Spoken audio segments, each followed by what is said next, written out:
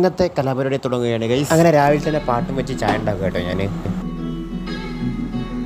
അങ്ങനെ വണ്ടിയുടെ ബാക്കിൽ നിന്ന് ടോപ്പ് ബോക്സ് ഇതേ നമ്മൾ മണാലിയിൽ നിന്ന് കൊറിയർ അയച്ച് നാട്ടിലോട്ട് എത്തിയിട്ടുണ്ട്. അപ്പോൾ അത് പൊട്ടിച്ച് നാട്ടുവെച്ചൊക്കെ പോയത് ഇതേ നമ്മുടെ സ്വന്തം ചായക്കടയിലോട്ടാണ്. കൂട്ടിൽ നമ്മൾ ബാക്കിക്കാരെല്ലാവരും ഉണ്ട്. പിന്നെ ഞാൻ മൂത്ത് പാച്ച് വർക്ക് കൂടുതലായതുകൊണ്ട് ഞാൻ തിന്നില്ല. അങ്ങനെ അവിടെ നിന്ന് വിട്ട് നേരെ കല്ലുങ്ങളുടെ ഫ്രെയിംസ് ഹോസ്പിറ്റലിൽ വന്നു കേട്ടോ. പിന്നെ ക്യാമറ തിരിച്ചു പിടിച്ച് പട്ടിച്ച് കൊടുക്കുന്ന എന്നെ കണ്ടില്ലേ നിങ്ങൾ? കർണാടക മണാലിയിൽ നിന്ന് ഇറക്കിയതാട്ടോ. ഇവിടെ ഓഫർ ഉണ്ടെന്ന് പറഞ്ഞ് ഞാനൊരു വീഡിയോ ഇട്ടായിരുന്നു. കഴിഞ്ഞ് 3-4 ദിവസം കൂടി അല്ലോ കേട്ടോ.